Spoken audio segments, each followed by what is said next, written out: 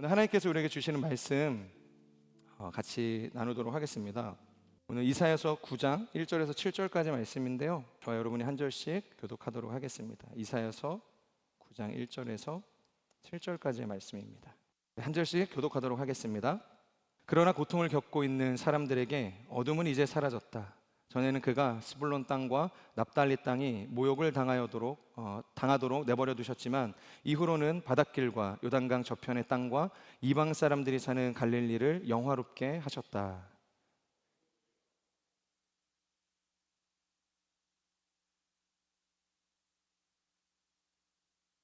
주께서 이 백성을 번성케 하셨고 기쁨을 주셨습니다. 사람들이 추수할 때 기뻐하고 전리품을 나눌 때 즐거워하듯이 그들이 주 앞에서 기뻐합니다.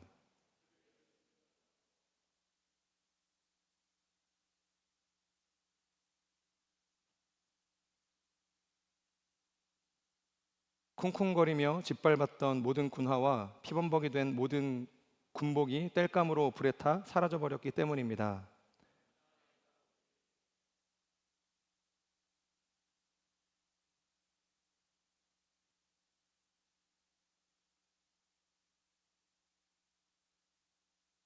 함께 읽겠습니다. 그분의 넘치는 주권과 평화는 다윗의 보좌와 그의 왕국 위에 끝없이 펼쳐질 것이다. 지금부터 영원히 공평과 정의로 그것을 견고히 세우실 것이다. 만군의 여호와의 열정이 이것을 이루실 것이다. 아멘. 네, 우리가 지난주로 이제 긴 사도행전의 이 여정이 이제 끝이 났죠. 그리고 또 이제 새로운 이제 교회 안에서 정해지는 이제 본문 이전에 이제 크리스마스를 앞두고 제가 계속 이제 힌트를 드리는데, 무슨 절기죠? 저희가 지금 지나가고 있는 이 절기가 저희가 대림절이라고도 이야기하고 이제 대강절이라고도 이야기하는 그 시간 속에 우리가 있습니다. 그래서 특별히 우리가 성탄을 기다려야 하는 우리에게, 그리고 대림절을 지나가고 있는 우리가 어떠한 마음의 태도와 어떤 소망을 갖고 하나님 앞에 서야 할지 말씀을 나누기를 원합니다. 오늘 우리가 함께 살펴볼 이사야서 9장의 이 말씀, 혹시 이사야가 살아가고 있었던 그 당시의 시대를 혹시 알고 계시는 분이 계실까요? 이사야가 살아가고 있던 시대, 이사야는 어떤 배경으로 선지자가 되었고 또 하나님의 말씀을 전했던 거지? 특별히 이사야서가 굉장히 예수 그리스도, 그리고 우리가 앞으로 받게 되어질 천국의 모델들을 많이 이제 선포했던 이제 본문이라고도 이야기할 수 있는데, 도대체 이사야가 살아가고 있던 시대는 어떤 시대였을까 우리가 생각을 하게 됩니다. 모든 역사가들이 입을 열어서 말하는 한 가지가 있는데요, 그것이 뭐냐면 이 이사야가 활동하고 있던 그 당시가 이스라엘이 가장, 솔로몬 시대 이후로 가장 번성했던 시기였다라고 이야기를 하고 있습니다.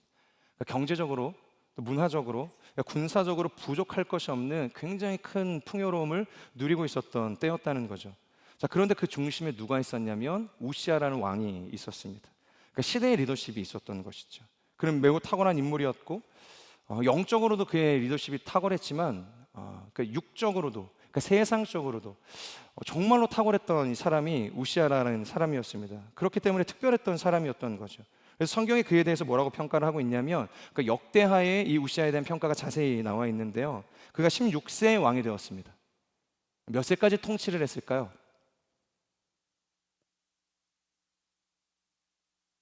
52년. 이 므낫세라는 왕을 제외하고는 이스라엘에서 가장 오랫동안 통치했던 왕 중에 한 명이었습니다. 그러니까 히스기야의 아들, 회심했던 아들 이 므낫세를 제외하면 유다에서 가장 오랫동안 하나님의 은혜로 통치했던, 그래서 나라를 일으켜 세웠던 군왕이었다는 거죠. 여러분, 이 52년이라는 시간은 이제 무시할 수가 없죠. 52년 아무것도 안 하고 그냥 왕으로서 52년을 그냥 섭정하는 것만으로도 저 사람이 뭐가 있나? 이제 그렇게 생각이 될 만큼 52년은 짧은 시간이 아니라는 겁니다. 특별히 당시의 시대상을 생각을 하면 이 호시탐탐 어떻게든 이 왕위에서 끌어내릴까? 그러니까 이런 약간 쿠데타, 이런 싸움이 비일비재했던 시대를 생각을 한다면 이 유대 왕조의 역사 속에서 52년이라는 시간을 통치했다? 대단한 왕이었다고도 이제 볼 수 있는 것이죠. 그런데 우시아 왕은 이 52년간 그냥 그 자리만 앉아 있었던 것이 아니었죠. 그가 이룬 업적이 말로 다 할 수 없는데, 일단 다윗과 솔로몬 이후에 가장 넓은 영토를 회복했습니다. 그러니까 빼앗겼던 이 영토들을 전쟁을 통해서 승리해서 쟁취해서 가지고 왔다는 겁니다. 굉장히 큰 다시 그 과거의 영광으로 다윗의 때로 돌아갈 수 있을까? 그 솔로몬의 영광을 우리가 회복할 수 있을까? 그것을 궁금해하고 하나님 앞에 기도했던 사람들의 마음을 채워주기에 부족함이 없던 왕이 우시아라는 왕이었다는 겁니다. 그러니까 이제까지는 수탈을 당하던 나라가 역으로 뭘 했냐? 조공을 받는 나라가 되었다는 거야. 그러니까 애굽의 변방 나라들, 이제 중소 세력들에게 이제 조공을 받으면서 조공으로 배를 이제 불릴 수 있는 나라가 된 것이에요. 그리고 특별히 그는 농사에 대한 조예가 깊었는데, 그러니까 극도로 개량된 이 농업 기술을 이제 사람들에게 알려준 겁니다. 그리고 그것을 통해서 농사를 짓게 한 거예요. 그러니까 매해가 이 민족에 풍년이 찾아오는 겁니다. 하나님께서 주시는 그 풍년의 때를 계속해서 곡식 창고에 저장을 하면서 그 배를 불렸던 시즌이 이 우시아 왕이 다스리고 있었던 52년의 시간이었다는 거예요. 자, 그런데 문제가 뭐냐면 우시아 왕이 그렇게 하나님의 은혜를 받고 그 탁월한 리더십을 가지고 잘 나가고 있다, 사고를 딱 한 번 치게 돼요. 어떤 사고를 쳤을까요? 우시아 인생에 딱 한 번, 가벼운 사고였으면 그냥 하나님 덮고 넘어가 주실 수도 있는데 너무 큰 사고를 이제 친 거죠. 그게 뭐였냐면 제사장에게만 허락된 제사, 그러니까 분향을 본인이 직접 하겠다 이야기를 한 거예요. 우리가 이 과거에 약간 비슷한 이 일이 있지 않습니까?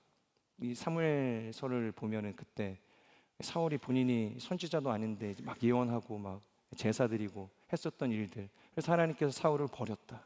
내가 그를 버렸다. 그러니까 버림받는 어떤 절차를 지금 우시아가 그대로 따라가고 있었다는 거예요.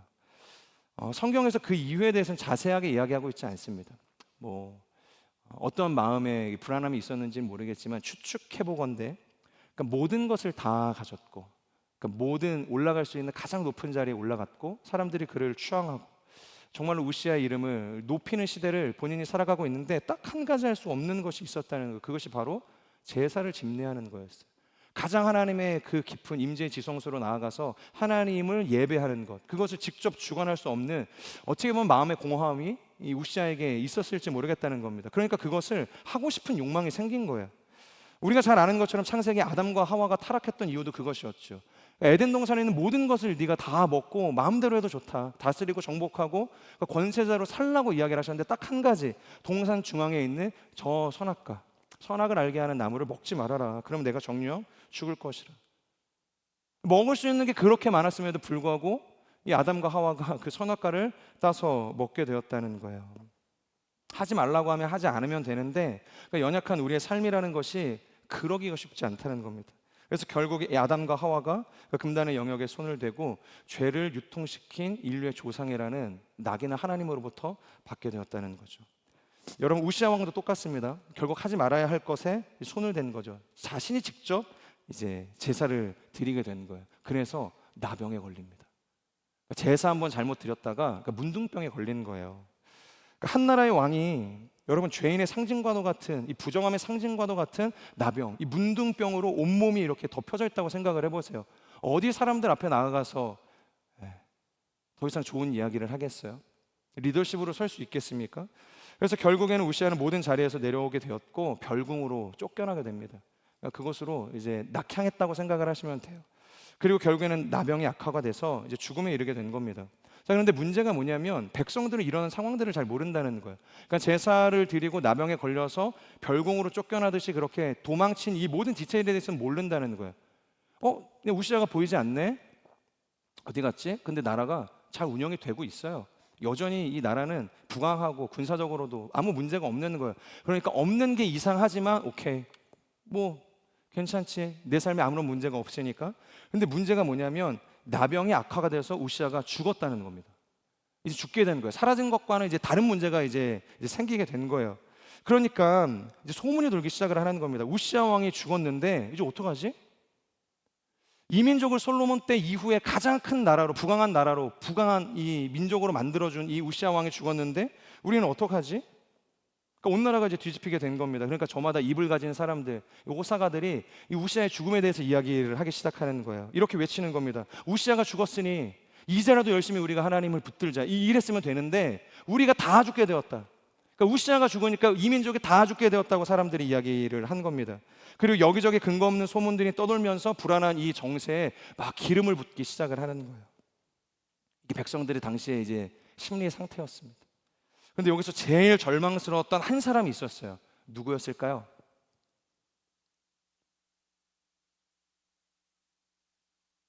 당연히 이사야였겠죠. 이사야가 너무 절망스러운 거예요.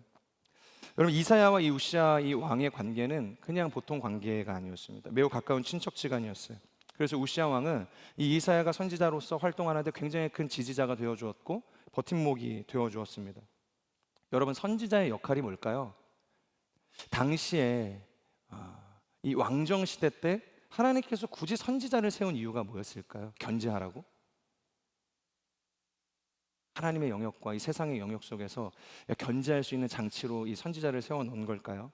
물론 뭐 그런 역할들도 했을 수 있다라는 생각이 드는데, 흔히 선지자라고 이야기하고 예언자라고 이야기할 때 선지자, 선견자, 예언자, 이걸 풀어보면은 미래를 점치는 것처럼 우리가 해석할 수 있잖아요. 미래에 일어나지 않는 어떠한 사건들을 미리 보고 그것을 선포하는 사람, 물론 그것도 맞습니다. 하지만 가장 중요한 이 선지자의 역할이라는 것은 하나님의 말씀을 가지고 신앙에서 멀어져 가고 있는 부패한 정권에게 하나님의 말씀을 가르치는 거였어요. 하나님께서 이런 마음을 이 땅에 가지고 계신다. 돌이켜라, 회개해라, 다시 하나님의 말씀 앞에 바로 서라. 그렇게 온전한 말씀을 전하는 것이 이 선지자들의 가장 1순위의 역할이었다는 겁니다. 그러다 보니 선지자에게 있어서 가장 큰 리스크가 뭐였을까요? 큰 어려움이 무엇이었을까? 여러분, 아무리 하나님의 말씀이라고 하더라도 그것을 곧이곧대로 왕에게 전하는 사람이 있겠어요? 목숨을 걸고 사실 가야 할 일 아니겠습니까? 우리가 지금 현 정부가 마음에 안 든다고 해서 대통령 만나가지고 막 이런 얘기 사실 하기 쉽지 않잖아요. 우리의 투표권으로 세운 왕임에도 불구하고 그게 쉽지 않다는 거예요. 근데 절대 군주, 모든 것을 다 할 수 있는 이 만인지상 1인지하의 자리에 있는 왕이란 말입니다. 그러니까 하나님 빼고는 그보다 높은 사람이 세상에 없는 거예요. 근데 그게 가가지고 아무리 하나님의 말이라고 한다고 그걸 던질 수 있냐라는 거죠.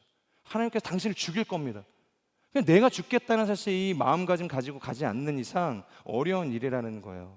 우리가 하나님의 예언자 하면 굉장히 큰 사람, 뭔가 대단한 사람처럼 생각이 되지만 그냥 지금 표현으로 이야기하면 이런 겁니다. 예언자 나부랭이, 선지자 나부랭이. 얼마든지 왕의 마음에 들지 않으면 그 예언자 따위는 하루에도 수십 명씩 죽일 수 있는 것이 왕이 가지고 있는 권세였다는 거예요. 여러분, 근데 이 우시아 왕이 누구예요? 이사야의 아주 가까운 친척이었다는 거예요. 지지자였고 버팀목이었다는 것입니다. 그러니까 왕에게 하나님의 말씀을 전해야 하는 이 어려운 이 데미지, 이 부담, 이런 것으로부터 상대적으로 이사야가 자유로웠던 것이죠. 그리고 백성들을 향해서는 어땠겠습니까? 백성들이 이 이사야가 가지고 있는 뒷배가 뭔지 모르겠어요? 우시아 왕과 이 사촌지간이라는 걸 모르겠습니까? 가까운 친척이라는 거, 우시아가 뒤를 봐주고 있다는 걸 모르겠어요? 그러니까 백성들을 향해서 쓴소리를 하더라도 백성들이 이사야를 향해서 함부로 할 수 없던 시대가 그 시대였다는 거예요. 그렇기 때문에 여러분, 이사야에게 우시아 왕이 죽었다는 것은 이사야의 모든 사역에 있어서 엄청나게 큰 지지와 힘, 방패가 사라졌다는 것을 의미하는 것입니다. 그러니까 여러분, 이 소식은 이사야에게 있어서 굉장히 충격적인 선언과도 같았다는 거예요. 마치 이사야에게 죽음의 선고와도 같이 들렸을 거라는 거죠. 우시아 왕 없이 내가 하나님의 선지자로 예언 사역을 한다? 한 번도 해본 적이 없는데? 언제나 우시아 왕이 내 뒤를 받쳐주고 있었는데? 그것을 믿고 내가 세상 속에 하나님의 말씀을 선포했는데? 그러니까 이사야가 절망에 빠진 겁니다. 그러니까 두려움에 빠진 거야. 그러니까 이사야서 6장 1절을 보면 이사야가 성전으로 가거든요. 여러분, 이사야가 모든 것을 체념하고 성전으로 터벅터벅 들어가는 장면을 이 묘사를 하고 있어요. 대단한 뭔 사명감, 하나님을 붙들어야지, 이런 마음으로 성전을 찾아간 것이 아니라는 거예요. 그냥 사람들의 시선을 피해서 그가 지금 갈 수 있는 유일한 도피처가 이 성전밖에 없었기 때문에 이 이사야가 성전을 향해 간 것입니다. 그런데 놀라운 반전이 있죠. 거기서 뭘 보게 돼요? 여기서부터 이사야의 인생이 완전히 변하는 변곡점을 맞이하게 됩니다. 그래서 우리는 이사야서 6장이야말로 진정한 이사야의 콜링장이라고 이야기하는 거예요. 이사야는 사실 1장 1절부터 하나님의 부르심을 받고 예언을 하기 시작했어요. 하나님의 말씀을 선포했다는 거죠. 하지만 6장, 모든 것을 다 잃어버리고 성전 안에 들어와서 하나님의 영광을 본 딱 이 순간, 그때가 이사야의 진정한 부르심이 완성되는 본문이라고 이야기하는 거죠. 우리 1절의 말씀, 6장 1절의 말씀 같이 한번 읽어보겠습니다. 시작.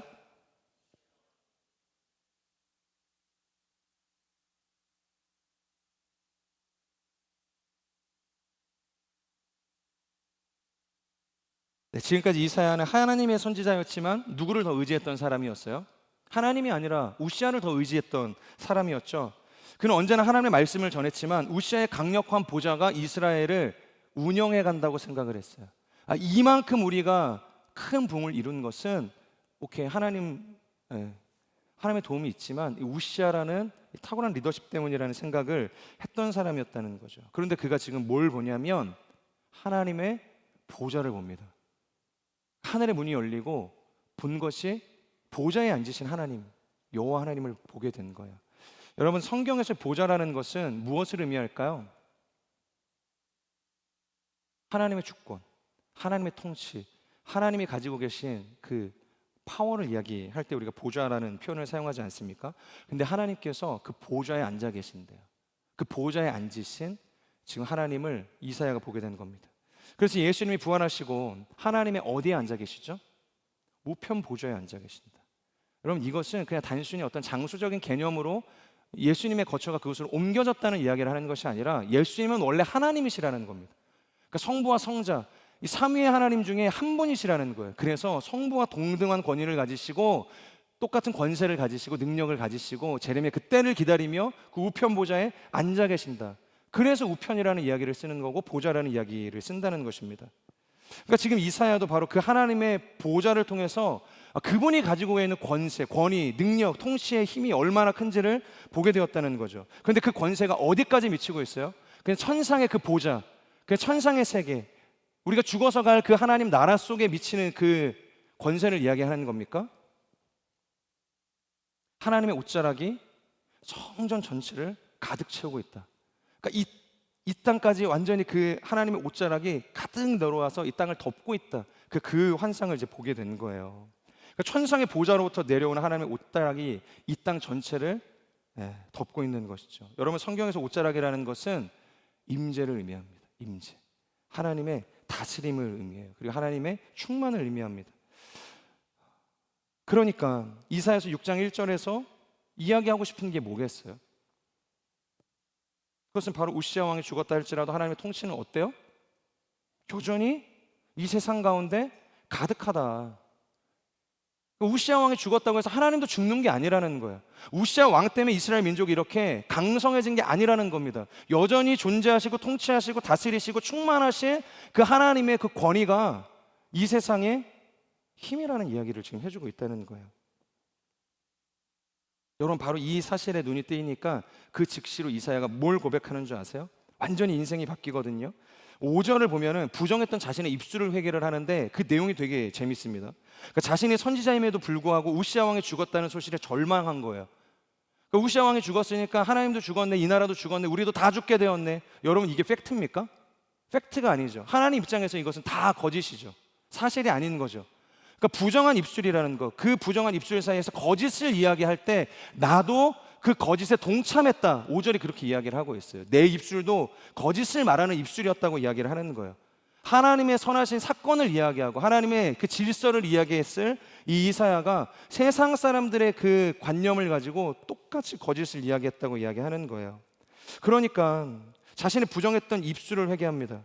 그리고 제단 숯불로 그 입술을 하나님께서 정결케 해주시는 일이 이 5절, 6절 사이에 나타나게 된다는 거예요. 하나님께서 그를 책망하지 않으세요. 부정한 자신의 인생을 뉘우치니까, 하나님 앞에 회개하니까 하나님께서 제단의 숯불로 씻어주시고 도리어 소명을 주시죠. 소명을 주세요. 무슨 소명을 주시죠? 누가 나를 위해서 갈 것이냐, 누가 나의 사랑을 저들에게 전할 것이냐. 여러분, 이거 누구한테 하는 얘기예요? 저에게 하는 이야기입니까? 물론 저에게 하는 이야기입니다. 영적으로 우리가 그걸 해석을 한다면. 근데 당시에 성전에서 그 환상을 보고 있는 사람은 이사야 혼자라는 거예요. 근데 이사야를 눈앞에 두고서 누가 나를 위해 갈까? 이 이야기는 네가 가라는 얘기 아닙니까? 그러니까 이사야에게 지금 소명을 주고 계시는 거예요. 잃어버린 소명을 회복시켜주고 계신다는 겁니다.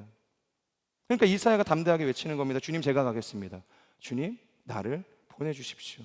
이제 내가 가서 세상이 보지 못하고 있는 그 주님의 보좌와 충만한 임재를 선포하겠습니다. 그러니까 자신이 경험한 그 하나님을 선포하겠다고 이야기하는 겁니다. 사랑하는 여러분, 바로 이거예요. 바로 이겁니다. 그러니까 내 안에 우시아 왕이 죽어야 시작이 되는 거예요. 내 안에 우시아 왕으로 세워놨던 그 높은 보좌가 무너져야 하나님께서 우리의 인생 가운데 오게 된다는 겁니다. 내가 하나님 외에 기대하고 있던 것들, 내가 하나님 외에 의지하고 있던 것들, 내가 하나님 외에 소망하며 바라며 달려갔던 모든 인생의 여정들을 내려놔야 돼요. 여러분, 이것이 우시아 왕인 겁니다.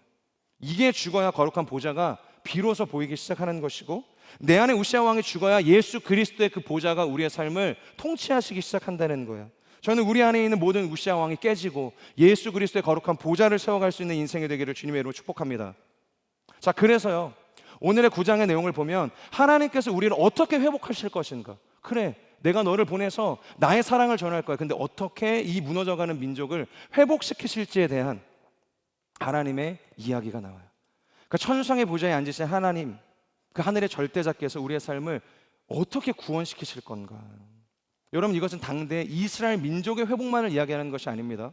거시적으로, 미래적으로, 장래적으로 온 인류, 우리 모든 인생을 하나님께서 어떻게 이 죄로부터 건져내실 것인지에 대한 이 구원의 이야기를 하고 있는 거예요. 우리 그런 의미에서 9장 1절에서 2절의 말씀을 같이 한번 읽도록 하겠습니다. 시작.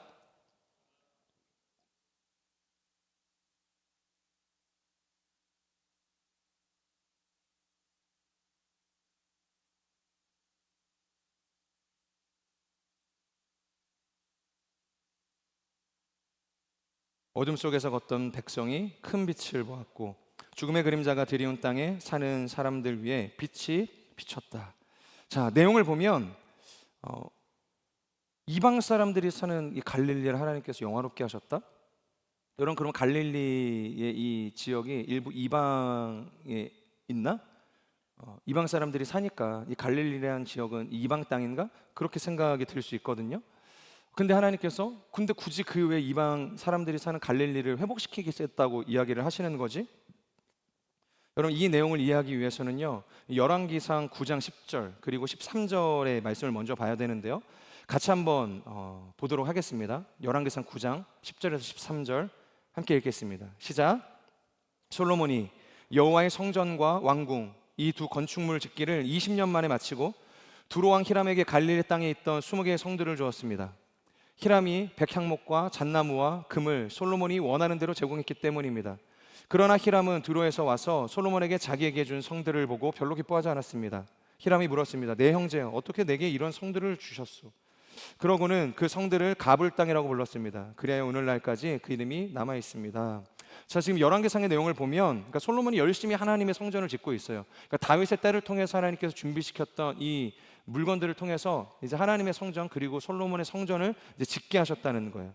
그런데 성전의 재료들 중에서, 그러니까 해외에서 내가 수입해서 특별히 맞추고 싶은 나무가 있는 거예요. 뭐였을까요? 이 나무가 두로 쪽에 있었대요. 그러니까 수입해서 쓰지 않으면 얻을 수 있는 방법이 없었습니다. 그래서 흔히 우리가 이 레바논의 백향목 나무라고 이야기를 하죠. 굉장히 고가의 나무 아니었겠어요? 이스라엘에는 존재하지 않았던 나무, 철저하게 수입해서 그것을 다 구입할 수밖에 없었던 나무. 그러니까 이 레바논의 이 백향목 나무를 가지고서 하나님의 성전을 짓고 싶은 마음이 솔로몬에게 있었어요. 그래서 솔로몬은 엄청난 인력을 들어서 이 두루의 사람을 보냈고, 그리고 두루에서 그 나무를 가져오게 했습니다. 그게 끝입니까? 공짜로 주지는 않았겠죠. 돈을 지불을 해야 되는 상황이었다는 거예요. 막대한 돈이 필요했습니다. 그런데 온 나라가 지금 공사판이에요. 하나님의 성전 짓겠다고 모든 걸 다 끌어다 쓰는 상황인데, 지금 값비싼 이 레바논의 이 백향목을 구하겠다고 왕이 거기에 꽂혀 있는 거예요. 사람은 보냈고 그것을 받아와야 되고 돈은 지불해야 되는데 돈이 없는 겁니다. 그래서 급전을 어떻게 땡기냐면 갈릴리 땅의 성읍 20개를 두로왕 이 히람에게 주었다, 성경이 그렇게 이야기하는 거예요. 성읍 20개를 준 겁니다. 근데 문제가 아주 쓸모없는 땅들이었다는 거예요. 돈이 될 만한 땅이 아니었다는 겁니다. 과거의 여의도처럼 너나 가져라, 그런 뜻 아닙니까? 여의도가 가치가 없는 땅. 지금처럼 그렇게 많은 것들이 세워지고 금융과 이 경제 중심으로 이 여의도가 활용될 거라고 누가 생각을 했겠어요? 근데 당시에는 그랬다는 겁니다. 어찌됐든 그런 가치 없는 땅이었다고 하더라도 누가 주신 땅이에요? 하나님께서 이스라엘 민족을 이 가나안으로 들어가게 하시고 그들에게 기업으로 주신 땅이에요. 그게 내 눈에 볼 때 가치가 있든 가치가 없든 가지고 있어야만 했다는 겁니다. 하나님이 주신 기업이기 때문에. 근데 그것을 그냥 넘겨버린 거예요. 팔아버린 거예요. 근데 받은 사람도 기분이 나빠요. 뭐야 이거. 그래서 아무런 쓸모없는 땅 가불이라는 이름으로 그것을 불렀다고 이야기를 하는 거예요. 그러니까 준 사람이 어쨌든 가져갈 생각이 없고 이걸로 퉁치려고 하니까, 그러니까 받은 사람도 그거에 대해서 별로 관심이 없는 거예요. 애정이 가고 가치가 있어야 그 뭐 사람을 보내고 투자를 해서 그 땅을 뭐 이제 성장을 시키는데, 그러니까 관심이 없으니까 역사 속에서 계속해서 방치가 되는 겁니다. 그러니까 얼마나 많은 이 역사 속에서 이 갈릴리의 그 20개의 그 땅들, 그 이방 사람들에게 주었던 그 땅이 고난을 받았는지를 우리가 알 수 있게 되는 것이죠. 특별히 이 갈릴리라는 지역은요, 이스라엘을 들어가고 있는 이제 북쪽에 이제 초입의 자리를 잡고 있습니다. 그러니까 이스라엘을 침략하기 위해서는 이 갈릴리를 지나갈 수밖에 없는 거예요. 그러니까 아수르가 여기를 지나가고 바벨론이 여기를 지나가고 페르시아가 여기를 지나가고 수많은 이스라엘을 침략했었던 민족들이 다 갈릴리를 전초기지로 삼아서 이스라엘을 정복했다는 거예요.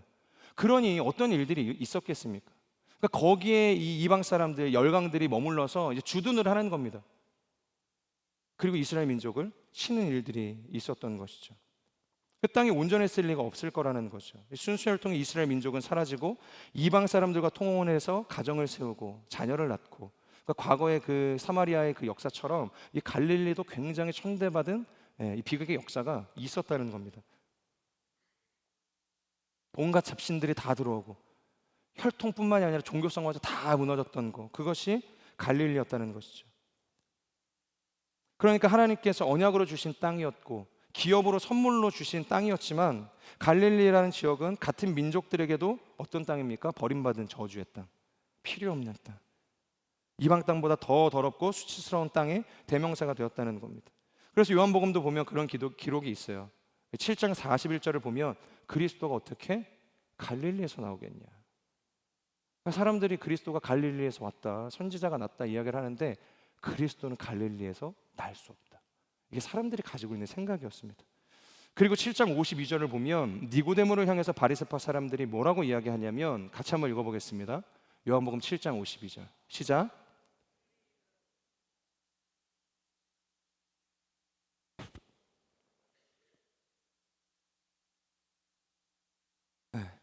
갈릴리라는 지역에 대한 평판이 이 정도였다는 거예요. 그러니까 선지자도 나올 수 없을 만큼 그러니까 소망이 없는 땅, 불가능한 땅이었다는 겁니다. 소망을 둘 수 없는 땅이었다는 거예요. 자, 그런데 오늘 9장 1절이 뭐라고 이야기하냐면 그 땅을 내가 회복시킬 것이다. 더 이상 그 땅이 모욕을 당하도록 내버려 두지 않겠다. 빛을 비출 것이고 영화롭게 하겠다고 지금 하나님께서 약속하고 계시는 거예요. 이사야를 통해서. 2절에서 5절까지의 말씀 우리 같이 한번 읽어보겠습니다.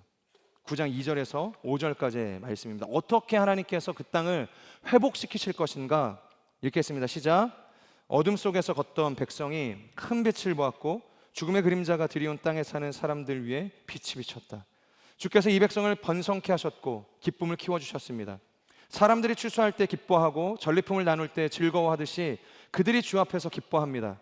그들을 짓누르던 멍에와 어깨를 내리치던 회초리와 압제자의 몽둥이를 미디안을 꺾으시던 날처럼 주께서 부셔버리셨기 때문입니다. 쿵쿵거리며 짓밟았던 모든 군화와 피범벅이 된 모든 군복이 땔감으로 불에 타 사라졌기 때문입니다. 여러분, 늘 빼앗기고 수탈당하던 이 갈릴리 사람들이 드디어 출소하는 기쁨이 무엇인지를 알게 해주시겠다고 이야기하는 겁니다. 가진 것을 항상 강탈당했던, 핍박받던 인생이 이제 하나님께서 출소할 때 그 곡식을 출소하고 저장하고 그것을 누리는 기쁨이 무엇인지를 알게 해주신대요. 그리고 전리품을 나눌 때의 기쁨을 회복시키시겠다는 겁니다. 그 전쟁에서 승리하게 하시겠다고 이야기하는 거예요. 그리고 결정적으로 4절, 미디안 나를 꺾으시던 날처럼 주께서 그들의 삶을 구원하실 것이다. 여러분, 미디안의 날이 뭐죠? 미디안의 날, 바로 사사시대의 기드온의 300용사를 통해서 미디안의 군대 13만 5천 명을 격퇴한 사건입니다. 기드온의 300용사 그러면 뭐 도대체 일당 몇인 거죠? 500대 1의 싸움을 해야 되는 거예요. 난 사람이 500명을 감당해야 되는 거예요. 군복과 무기와 압도적인 피지컬을 가지고 있는 이 사람들, 남겨진 이 300용사라는 게 여러분 뭐 이렇게 대단한 사람들 모아놓은 게 아니거든요. 능력 있는 사람들 줄 세워서 300명 끄는 게 아니라는 겁니다. 그 사람들이 하나님 앞에서 얼마나 합당한 태도를 가지고 있는 준비된 사람인가. 전투력과 상관없이 300명을 꼽은 거예요. 근데 그 사람들이 전쟁에 나가서 군복을 입고 무기를 갖고 전쟁한다 할지라도 1대1이라고 해도 이기겠습니까? 근데 500대1을 싸워서 이겨야 된다는 거예요. 그리고 실제로 미디안의 날 전쟁이 터졌습니다. 그들이 어떻게 승리했죠? 어떻게 500대1의 이 한계를 극복하고 미디안을 압도할 수 있었죠? 그들이 전쟁에 나갔을 때 무기 가지고 나가지 않았습니다. 항아리 가지고, 횃불 가지고, 그리고 어두운 밤에 그들의 적진으로 들어갔죠. 그리고 그냥 거기 가가지고 그거 깨트린 일밖에 없어요. 그리고 외치고 나팔분 일밖에 없다는 겁니다.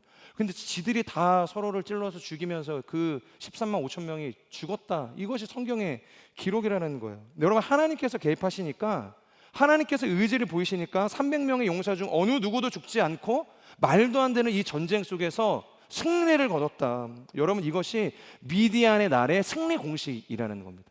그때와 같이 너희 중 한 사람도 죽지 않고 승리를 보게 될 것이다. 그만큼 강력한 하나님의 이 구원의 의지를 지금 보여주고 있다는 것입니다. 계속해서 6절 이 전반절의 말씀을 같이 한번 읽어볼까요? 그래서 어떻게 이 미디안의 날을 하나님께서 이스라엘 민족에게 주실 것인가? 그것이 6절에 나와 있습니다. 같이 읽겠습니다. 시작. 한 아이가 우리를 위해 태어났다. 우리가 한 아들을 얻었다. 너무 웃긴 이야기 아닙니까? 아마 세상 사람들이 이야기를 들었으면은 아마 웃었을 거예요. 비난하고 조롱했을지 모르겠습니다. 항아리와 횃불보다 더 웃음이 나올 수밖에 없는 상황이라는 거예요. 최소한 기드온의 300용사라도 있었죠. 항아리와 횃불을 가지고서 어쨌든 적진을 향해서 나아갔던 믿음 좋은 사람들이 있었잖아요. 그런데 지금 미디안의 날을 하나님께서 어떻게 주시겠다고 이야기하는가? 한 아이를 우리에게 주겠다. 어린아이. 그래서 우리가 그 한 아들을 얻게 되었다고 이야기하는 거예요. 지금까지 구구절절히 앞으로 하나님께서 일으키실 반전의 역사, 승리의 역사를 설명했는데 그 위대한 구원을 위해서 하늘의 천사를 투입하겠다고 하시는 것도 아니고 고작 어린아이 한 생명을 이 땅에 보내서 그 아이를 통해서 구원을 얻겠다고 이야기를 한다는 거예요. 그런데 이 내용은 갑작스러운 예언은 아니었습니다. 이사야 6장에서 이미 거룩한 씨에 대한 예언이 있었고 7장에서는 임마누엘이라는 예언의 말씀으로 한 처녀가 잉태해서 아들을 낳게 될 것인데 그 아들이 임마누엘이라. 그러니까 사람들은 계속 아리송한 거예요. 도대체 거룩한 씨가 뭐지? 임마누엘이 뭐지? 어떻게 하나님께서는 구원을 일으키신다고 이야기하지? 그 클라이맥스가 오늘 9장 6절의 이야기라는 겁니다. 한 아이가 우리에게 올 것이다. 그리고서 조금 더 이제 디테일하게 설명을 해주세요. 6절 하반절 말씀 같이 읽겠습니다. 시작. 그의 어깨에는 주권이 있고 그의 이름은 기묘자, 모사, 전능하신 하나님, 영원하신 아버지, 평화의 왕이라 불릴 것이다.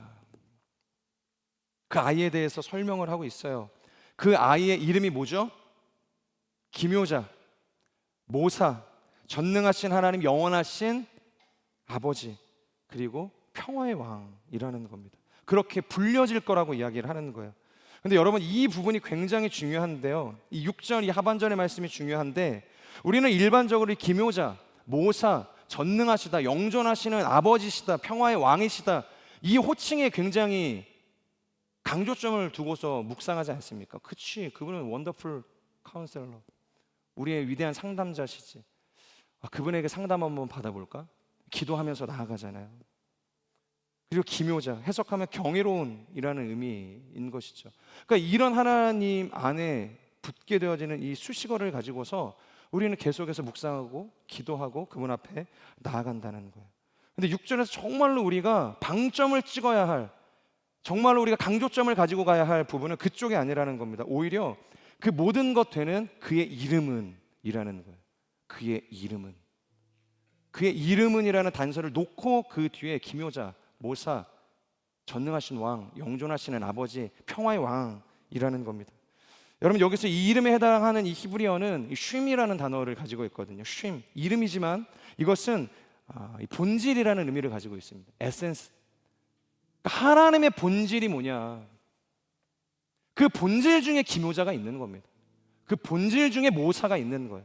그 본질 중에 평화가 있는 겁니다.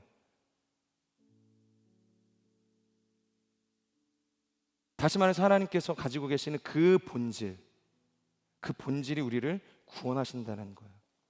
여러분, 정말로 하나님의 본질이 뭘까요? 그분이 우리의 기묘자가 되시고 모사가 되시고 영존하시는 왕이 되시고 평화의 왕이 되시는 이유가 뭐예요? 파고 가서 우리가 그 처음으로 올라가면 하나님의 정말로 그 애초에 그 마음이 있지 않았겠어요? 계획이 있지 않았겠어요? 왜 내가 너희를 위해서 경이로운 하나님으로 나타나기를 원하는 마음을 품었는지가 있지 않겠습니까? 그 본질은 사랑이라는 겁니다. 사랑. 하나님의 사랑이 본질이 돼서 그분이 우리의 기묘자가 되시는 거예요. 모사가 되는 것입니다. 그러니까 요한 사도가 말하는 것처럼 하나님은 뭐예요? 사랑이시다. 하나님은 사랑. 그분의 본질은 사랑. 그분의 이름은 사랑이라는 겁니다. 여러분, 이것이 어떻게 한 아이의 탄생과 이어질 수 있을까요? 사랑과 이 아이가 어떻게 매칭이 될 수 있죠? 여러분, 사랑은 뭘까요? 사랑은 눈높이를 맞추는 겁니다. 그러니까 내가 상대방의 수준까지 낮아지는 것, 그래서 내가 그 사람의 눈을 보고 맞춰주는 것, 이것을 우리가 사랑이라고 이야기하지 않습니까? 그런데 지금 이 한 아이의 탄생은 무엇을 이야기하는 거냐면 장차 오실 예수 그리스도에 대해서 예언하고 있다는 겁니다. 그렇다는 것은 만왕의 왕이시고 만주의 주이신 예수 그리스도께서 바로 인간의 몸을 입고 인카네이션, 이 땅에 오신 거예요. 인간의 눈높이까지 자신의 눈을 낮추시고 맞춰주셨다는 이야기를 하는 겁니다. 그러니까 우리가 이해하고 받아들일 수 있는 수준까지 주님께서 낮아지신 거예요. 맞춰주신 거예요. 사랑을 보이시겠다는 겁니다. 여러분, 그 사랑이 내려와서 우리를 구원하시는 줄로 믿습니다. 바로 그 하나님의 에센스, 그분의 그 본질이 우리를 구원하는 거예요. 여러분, 순서가 잘못되면 안 됩니다. 그 사랑 때문에 그분이 우리의 기묘자가 되시고 모사가 되시는 거예요. 그리고 그분의 이름의 뜻에 영원하신, 영존하신 아버지라는 표현이 있죠. 이것은 단순히 시간적인 개념을 가지고 그분은 영원히 사시는 분이시지, 죽지 않으시는 분이시지, 그 이야기를 하는 게 아닙니다. 그분의 이터널 라이프를 이야기하는 게 아니에요. 바로 여기서 영원하신 아버지라는 표현은 성경에서 예수님이 뭐예요? 나는 시작과 끝이라, 나는 알파요 오메가라고 이야기하지 않으십니까? 이것은 내가 시작했으니 내가 끝내겠다는 얘기인 겁니다. 내가 일을 벌렸으니까 너희 속에 착한 일을 시작하시는 이가 그리스도의 예수의 날 이것을 다 이루실 것을 내가 확신한다.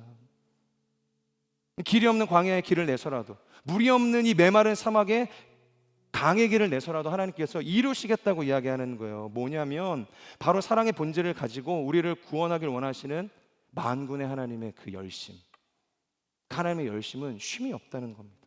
그러니까 졸지도 주무시지도 않으시는 이스라엘의 하나님께서 우리를 구원하시겠다는 거예요. 여러분, 이것이 하나님의 본질입니다. 그 사랑을 이루기 위해서 주무시지 않으시는, 그리고 쉬지 않으시는, 광야의 길을 내시고 사막의 강을 내서라도 그것을 반드시 이루시는 하나님, 그것이 하나님의 열심이고 하나님의 사랑이라는 겁니다. 과거에 이정재 씨와 전지현 씨가 출연한 이 암살이라는 영화가 있죠. 그때 그 한 대목이 생각이 나는데, 이정재 씨가 이 국중에 이중 스파이로 나오게 되거든요. 그래서 자신의 조국을 이제 배신을 해요. 그리고 어제까지는 전우였고 지금도 전우라고 믿고 있는 사람들의 등을 치고 죽이는 일들이 일어나게 되는 거예요. 근데 문제가 뭐냐면 나중에 독립이 오거든요. 그래서 붙잡히게 됩니다. 그래서 사람들이 묻는 거예요. 너 도대체 왜 동료들을 다 죽였냐? 왜 조국을 배신했냐? 그랬더니 이정재 씨가 뭐라고 이야기하냐면, 내가 독립이 될 줄 알았겠습니까? 그러니까 독립이 안 올 거라고 생각을 한 거예요. 다시 예전으로 돌아갈 일이 없을 거라고 생각을 했다는 겁니다. 내가 만약 독립이 될 줄 알았다면 내가 배신하는 일은 없었을 겁니다. 여러분, 우리에게도 믿음이 필요합니다. 시대의 절망 속에서도, 인생의 지난한 시간을 보낼 때에도 분명한 확신이 필요한 거죠. 바로 하나님께서 우리를 어떻게 하신다? 구원하신다. 약속하신 언약을 성취하실 것이다. 그 믿음이 필요한 겁니다. 온 세상이 다 죽게 되었다고 외치는 이스라엘 민족의 그 틈바구니 속에서도 나도 거짓된 입술로 부정을 행하는 인생이 아니라 하나님께서 회복을 약속하셨다. 그분의 보좌가 천상에 있다. 그리고 그분의 옷자락이 이 지상 전체에 가득하다. 우리는 망하지 않았다. 하나님께서 우리를 구원하실 것이다. 여러분, 우리는 이것을 믿을 수 있는 사람들이 되어야 하는 것입니다. 대림절을 지나가는 이 시점, 우리가 무엇을 기도하고 무엇을 준비하고 무엇을 소망해야 하는가? 바로 이 한 아이, 우리를 구원하실 예수 그리스도를 기억할 수 있어야 되는 것입니다. 비록 예수님의 초림은 2000년 전에 아기 예수의 탄생으로, 그리고 십자가를 지시고 부활하심으로 끝이 났지만 우리에게는 이제 예수님의 다시 오실 그 재림, 비록 언제가 될지 알지 못하지만 막연한 미래로 치부하지 않고 소망하며 인내하며 기다릴 수 있는 그 재림의 때를 우리가 이 마치 동방의 새 박사들과 같이 가장 아름다운 것, 향유와 유향과 이 몰약을 준비하면서 하나님을 기다릴 수 있는 그 사명으로 부르심을 받았다는 것을 기억할 수 있는 인생이 되기를 주님의 이름으로 축복합니다. 저는 이번 대림절이 바로 그 다시 오실 예수 그리스도를 기다리며 즐거워할 수 있는 시간이 되기를 주님의 이름으로 축복합니다. 우리 같이 한번 기도하겠습니다. 하나님, 이 대림절의 때를 지나가는 우리 무엇을 바라보아야 할 것입니까? 무엇을 기다려야 할 것입니까? 이사야의 때 정말 모두가 다 죽게 되었다고 이야기하는 그 시대의 절망 속에서도 하나님은 죽지 않고 살아서 우리를 다스리시고 이 땅을 통치하시는 전능하신 하나님이신 줄로 믿습니다. 그분은 기묘자요 모사요 전능하신 아버지시요 평강의 왕이십니다. 영존하시는 아버지십니다. 우리가 그것을 믿고 하나님 앞에 우리의 삶을 드릴 수 있는 거룩한 인생이 될 수 있도록 인도하여 주시옵소서. 다시 오실 예수 그리스도를 기다리며 이 땅에 정말로 복된 소식으로 하늘의 영광으로 오신 그 사랑을 행하기 위해서 아기 예수의 몸을 입고서 이 땅에 오신 그 주님 바라보며 사랑의 본질이신 예수 그리스도 바라보며 우리의 삶을 드리며 나아가는 거룩한 인생 될 수 있도록 역사하여 주시옵소서. 이 말씀 기억하면서 우리의 삶을 올려드리며 우리 함께 통성으로 기도하며 나아가겠습니다. 오 신실하신 하나님, 주님이 우리의 인생 가운데 찾아오십니다. 아기 예수로 하늘의 영광을 가지시고 하늘의 거룩한 보좌를 내려놓으시고 이 땅에 오셔서 우리를 만나 주십니다. 하나님, 우리가 그 주님 보게 하여 주시옵소서. 온 땅을 다스리고 계시는 그 주님 만날 수 있도록 하나님 인도하여 주시옵소서. 모두가 죽었다고 이야기하는 하나님, 이 시대의 절망 속에서도 우리는 예수 그리스도를 보게 될 것입니다.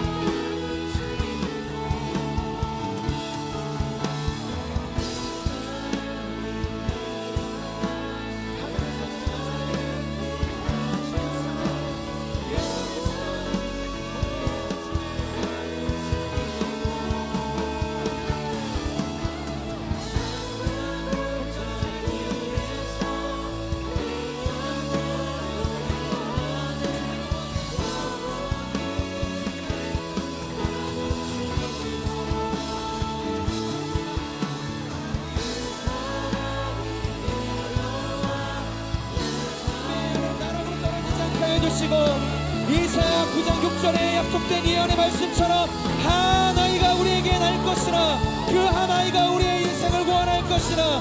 그의 이름은 기묘자라 모사라 전능하신 아버지라 평화의 왕이시라 영존하시는 하나님이시라.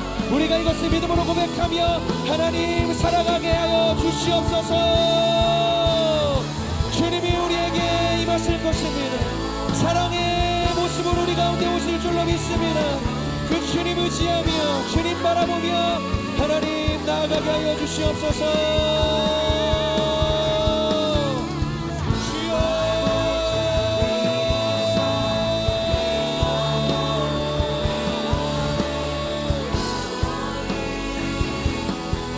우리 함께 길 선포하며 나아갑시다. 그 사랑이 내려와, 그 사랑이 내려와 날 자유케 하셨네.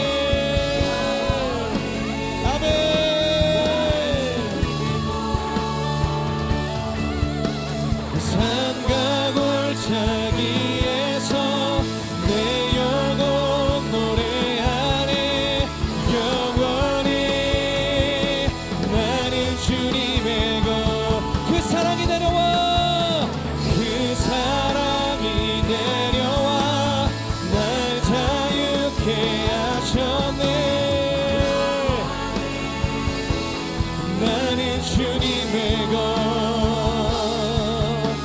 산과 골짜기에서 내 영혼 노래하네. 영원히 나는 주님의 것. 그 사랑이 내려와 날 자유케 하셨네. 영원히 나는 주님의 것. 산과 골짜기에서 내 영혼 노래하네. 영원히 나는 주님의 것. 사랑하는 주님, 오늘 이사야서의 9장의 말씀, 하나님 대림절을 지나가는 우리의 삶이 놓치지 않고 붙들 수 있는 인생 되게 하여 주시옵소서. 세상이 하나님께서 말씀하시는 이 예언의 말씀을 볼 때 조롱하고 비난하고 이것을 받아들일 수 없는 말도 안 되는 이야기라고 생각할지 모르지만, 한 아이 2000년 전에 이 땅 가운데 오셔서 모든 십자가를 지시고 모든 인류의 죄악을 끌어안으시고 십자가에 달려 죽으시고 부활하신 예수 그리스도, 그리고 하나님의 우편 보좌에 앉으셔서 다시 오실 그날을 준비하고 계시는 하나님에 대한 예언임을 우리가 믿음으로 붙들며 이 절망의 소리가 가득한 이 세대에서 승리하는 인생 될 수 있도록 기름 부어 주시옵소서. 오히려 우리가 세상에 압도되고 세상에 전염되는 인생 되지 않게 하여 주시고, 우리가 이 소망, 이 영원하신 예수 그리스도의 그 비밀한 복음을 전할 수 있는 하나님의 사람들이 될 수 있도록 축복하여 주시옵소서. 이 대림절의 기간, 내가 만나고 내가 걸어가게 되어지는 모든 땅에서 이 세상의 유일한 소망 되신 예수 그리스도를 기쁨으로 담대하게 마음껏 전하는 거룩한 3주의 시간이 될 수 있도록 축복하여 주시옵소서. 그렇게 함께 하실 주님을 찬양합니다. 사랑의 본질이 되셔서 우리에게 기묘자가 되시고 모사가 되시고 전능하신 아버지, 영존하시는 하나님, 평화의 왕이 되시는 주님만을 우리가 찬양합니다. 감사합니다. 예수님의 이름으로 기도합니다. 아멘. 우리 기도를 받으신 주님께 우리 감사의 박수 올려드리겠습니다.